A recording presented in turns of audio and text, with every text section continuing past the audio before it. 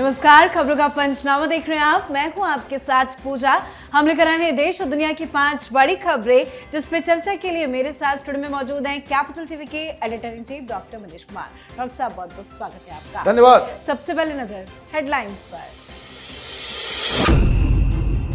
Modi cabinet में फेरबदल की चर्चा के बाद पीएम मोदी ने बुलाई बड़ी बैठक, मंत्रालयों के सचिवों संग मंथन। राम मंदिर चढ़ावा चोरी मामले में एसआईटी जांच तेज, 3 घंटे की पूछताछ से घबराए चंपत राय तो अयोध्या में अजय राय नजरबंद। सीएम योगी बोले अखिलेश रामलला के दर्शन कर ले, सद्बुद्धि आएगी। ममता बनर्जी को एक साथ कई बड़े बड़े झटके, टीएमसी के अकाउंट फ्रीज मामले में हाईकोर्ट का अर्जेंट सुनवाई से इनकार। चुनाव आयोग ने भवानीपुर में मतगणना में गड़बड़ी के ममता के दावों को किया खारिज। साथ ही पुलिस ने तृणमूल को शहीद दिवस रैली की अनुमति देने से किया इनकार।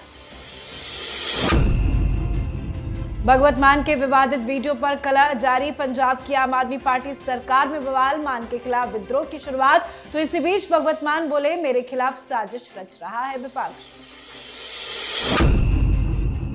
खामनेई की अंतिम संस्कार में शामिल होगा भारत, बिहार के राज्यपाल और विदेश राज्य मंत्री करेंगे देश का प्रतिनिधित्व। खबरों की शुरुआत में सबसे पहले बात पीएम मोदी की। केंद्रीय कैबिनेट में फेरबदल की अटकलों के बीच प्रधानमंत्री नरेंद्र मोदी ने आज अहम बैठक बुलाई है। सेशल्स दौरा पूरा करके एक दिन पहले ही दिल्ली लौटे पीएम मोदी की यह बैठक बेहद अहम मानी जा रही है। बैठक में सभी केंद्रीय मंत्रालयों और विभागों के सचिवों को बुलाया गया है। कुछ सचिव अपने अपने मंत्रालयों की प्रस्तुति देंगे। इसमें मंत्रालयों के कामकाज और अलग अलग सुधारों और लोगों के हित में उठाए गए कदमों की जानकारी होगी। प्रधानमंत्री ने पहले ही सरकार का लक्ष्य निर्धारित कर दिया है, जो देश की स्वतंत्रता के 100वें वर्ष यानी कि 2047 तक भारत को विकसित राष्ट्र बनाना है। माना जा रहा है कि इसमें रिफॉर्म्स पर बात हो सकती है। इसके अलावा ईज ऑफ लिविंग और ईज ऑफ डूइंग बिजनेस के लिए किए गए सुधारों समेत कई मुद्दों पर चर्चा की संभावना है।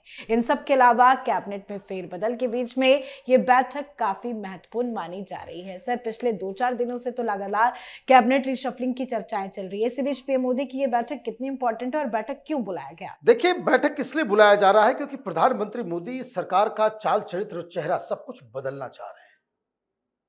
वो ये चाह रहे हैं कि जिस तरीके से अभी जो सरकार चल रही है, without innovation, without new ideas, without energy, और एक ढुलमुल तरीके से जो सरकार चल रही है, उससे 2047 का जो लक्ष्य है कि भारत को एक विकसित राज्य बनाना है, वो नहीं हो पाएगा। बहुत सारी बाधाएं हैं। ईज ऑफ डूइंग बिजनेस को बाकायदा फोर्सफुली लागू करना है, इसलिए कई सारे मंत्रालय से आज प्रेजेंटेशन दिलवाया गया। और ये पहली बार ऐसी बैठक हुई है जिसमें कि कोई डिपार्टमेंट अगर अपने प्लान्स को बता रहा है, प्रेजेंटेशन दे रहा है, तो दूसरे डिपार्टमेंट के सेक्रेटरी भी इसमें इंटरवीन करके अपना सुझाव और उसको कैसे बेहतर बनाया जा सके, उस पर ध्यान दिया जा रहा है। लेकिन अपार्ट फ्रॉम दैट, प्रधानमंत्री मोदी देश को तो आगे लेकर के जा रहे हैं। जिस तरीके से 7.7, 7.8 क्वार्टरली हमारा विकास दर जो है वो रजिस्टर हो रहा है, दिस इज अमेजिंग। पूरी दुनिया के लिए ये एक अपने आप में पहल है कि क्यों भारत इतना तेजी बढ़ रहा है।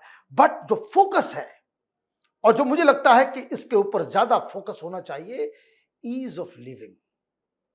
आज हिंदुस्तान में हर शख्स परेशान है। कोई भी कुछ भी कर रहा हो, सब अपने ही परेशानियों में उलझा हुआ है, सबके सिर पे शिकन है।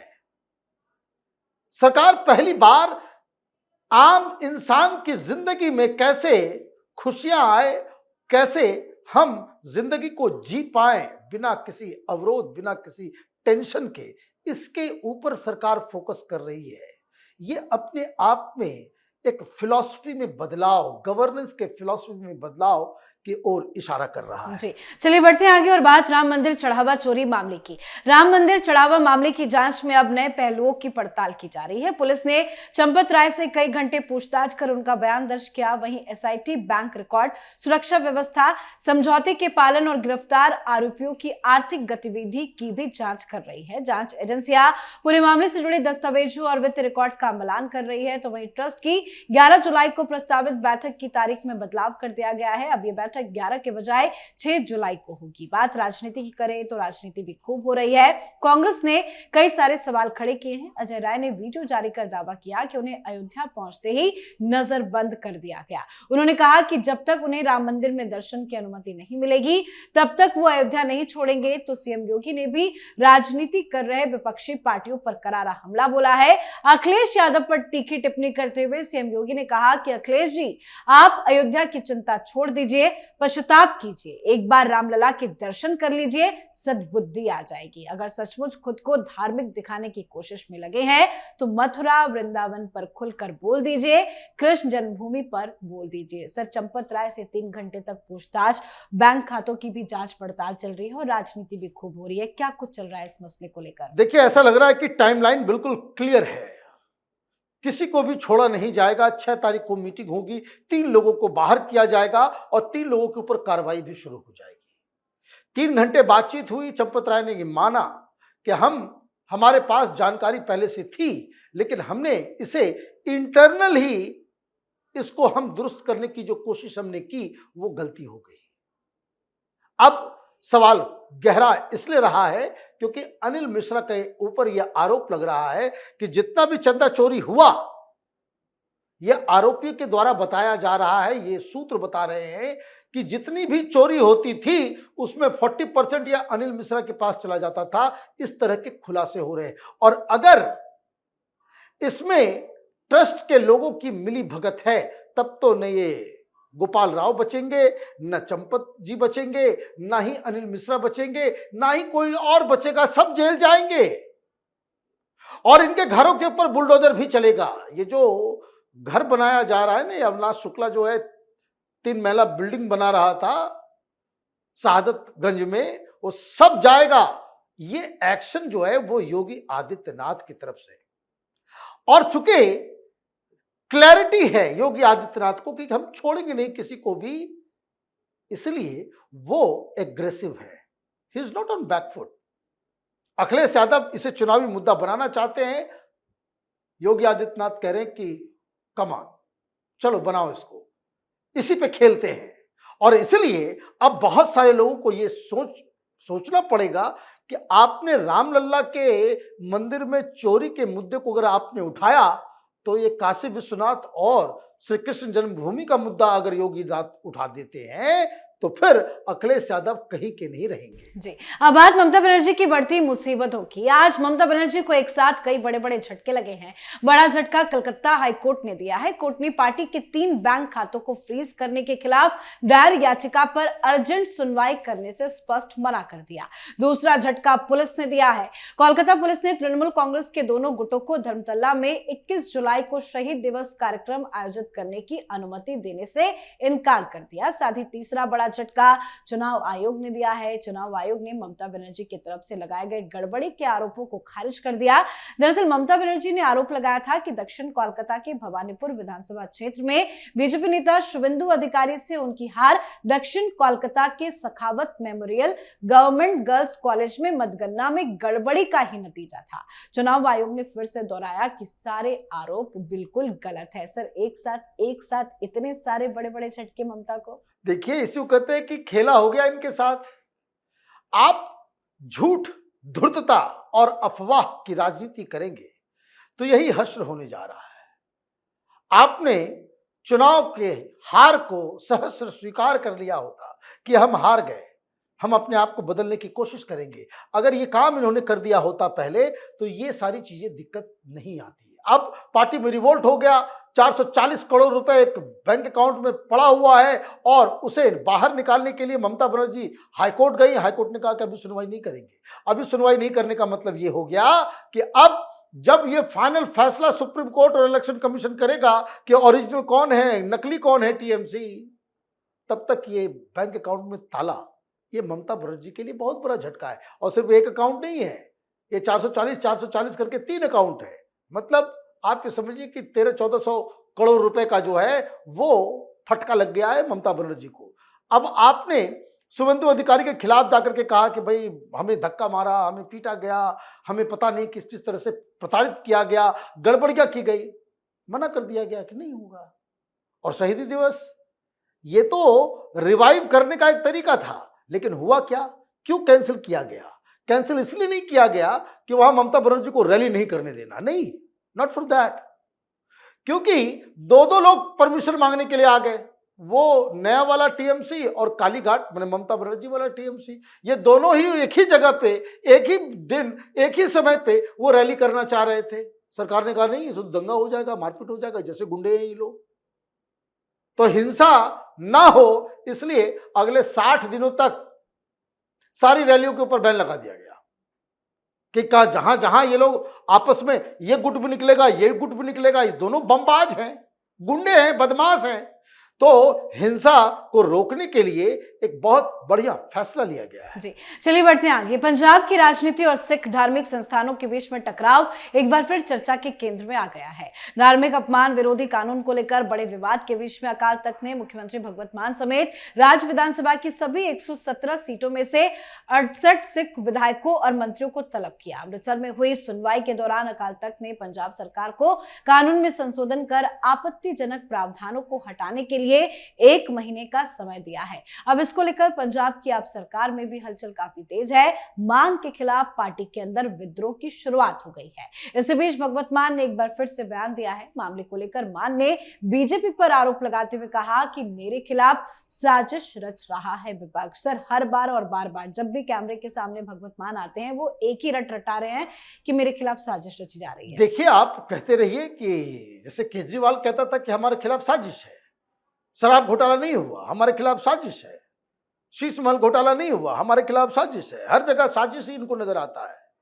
अब सवाल यह है कि मामला अब इनके हाथ से निकल गया है, क्योंकि आम आदमी पार्टी ने यह तय कर लिया है कि दे विल बैक भगवंत मान। बार बार इस बात को वो लोग कह रहे हैं कि वो जो वीडियो जिसमें वो शख्स कुकर्म करता हुआ नजर आ रहा है वो भगवंत मान नहीं है। और अकाल तख्त ने इस वीडियो के आधार पे गुरु दोखी और सिख समुदाय का दुश्मन घोषित कर दिया है भगवंत मान को। अब इसको लेकर अब प्रॉब्लम यह हो रहा है कि पार्टी के अंदर जो सिख एमएलए हैं वो बड़े अनकंफर्टेबल हो रहे हैं। वो ये चाह रहे हैं कि भाई इस्तीफा दो। एसजीपीसी एफआईआर की बातें कर रहा है। भारतीय जनता पार्टी, कांग्रेस पार्टी, अकाल तख्त, सारे लोग अब वहां लोग इनकी इस्तीफे की मांग कर रहे हैं और आम आदमी पार्टी इस्तीफा नहीं देंगे, इसके लिए वो तर्क दे रहे हैं। लड़ाई इस्तीफे पे आकर के टिक गई है। भगवंत मान जब तक रहेंगे तब तक आम आदमी पार्टी को नुकसान के अलावा कुछ नहीं होने जा रहा। जी, अब बात आज की आखिरी खबर की। ईरान के पूर्व supreme leader Ayatollah Ali Khamenei के अंतिम संस्कार में भारत की ओर से कौन शामिल होगा, इस सवाल का सस्पेंस अब खत्म हो गया है। ईरान ने इस 4 दिवसीय राजकीय कार्यक्रम के लिए प्रधानमंत्री नरेंद्र मोदी को न्योता भेजा था। हालांकि पीएम मोदी का इंडोनेशिया, ऑस्ट्रेलिया और न्यूजीलैंड का विदेश दौरा पहले से तय है, इस कारण वो इस कार्यक्रम में शामिल नहीं हो सकेंगे। ऐसे में भारत की तरफ से बिहार के राज्यपाल लेफ्टिनेंट जनरल रिटायर्ड सैयद अता हसनैन और विदेश राज्य मंत्री पवित्रा मार्गरीटा को इस कार्यक्रम में भारत के प्रतिनिधित्व के लिए चुना गया है। ईरान में खामनेई के सम्मान में अंतिम संस्कार से जुड़े कार्यक्रम 4 जुलाई से शुरू होंगे, जिसमें ये दोनों ही नेता भारत का प्रतिनिधित्व करेंगे। सर, हालांकि पहले से ही पीएम मोदी का शेड्यूल्ड कार्यक्रम है, लेकिन इसको लेकर क्या विपक्षी पार्टियों की तरफ से सवाल खड़े किए जाएंगे? देखिए, विपक्ष तो सवाल किसी चीज के ऊपर खड़ा कर सकता है, लेकिन न्योता किसको आया? न्योता आया प्रधानमंत्री मोदी के लिए कि आपको आना है, आप आए। और वहीं पे विपक्ष का सारा दांव फेल हो गया। क्यों? क्योंकि सोनिया गांधी हो या फिर विपक्ष के तमाम पॉलिटिकल पार्टीज, इन्होंने प्रधानमंत्री मोदी पर यह आरोप लगाया कि आपने वर्षों की दोस्ती ईरान के साथ आपने तोड़ ली। ये जयराम रमेश बकायदा ट्वीट करते थे, प्रेस कॉन्फ्रेंस किया करते थे कि जब अटैक हुआ उसके 1 दिन पहले इजराइल चले गए प्रधानमंत्री मोदी, ये नरेंद्र सरेंडर, ये सारी बातें की गई, लेकिन जैसे ही न्योता आया, मतलब आपने भारत को इस तरीके से पेश किया कि हम ईरान के दुश्मन हो गए। लेकिन ईरान ने क्या किया? ईरान ने प्रधानमंत्री मोदी को इनवाइट कर दिया। हालांकि प्रधानमंत्री मोदी ने जरूर बात की होगी, विदेश मंत्रालय की तरफ से बताया गया होगा कि इनका ऑलरेडी बड़ा टाइट शेड्यूल है। जिस तरीके से ये जो समय जो बताया गया है उस दौरान वो विदेश में रहेंगे, इंडोनेशिया, ऑस्ट्रेलिया और न्यूजीलैंड के ट्रिप पे रहेंगे और इसलिए वो नहीं आ सकते हैं। तो भारत की ओर से, प्रधानमंत्री मोदी की ओर से इनके 2 प्रतिनिधि उसमें शामिल होंगे। ये बताता है कि भारत की डिप्लोमेसी सही राह पे थी, विपक्ष खामखा अफवाह फैला रहा था। जी, बहुत बहुत धन्यवाद सर बातचीत के लिए। धन्यवाद। तो खबरों का पंचनामा में आज के लिए फिलहाल इतना ही। देश विदेश की बाकी खबरों और उनके सटीक एनालिसिस के लिए देखते रहिए कैपिटल टीवी। हमें लाइक कीजिए, शेयर कीजिए और कैपिटल टीवी को सब्सक्राइब कीजिए। नमस्कार।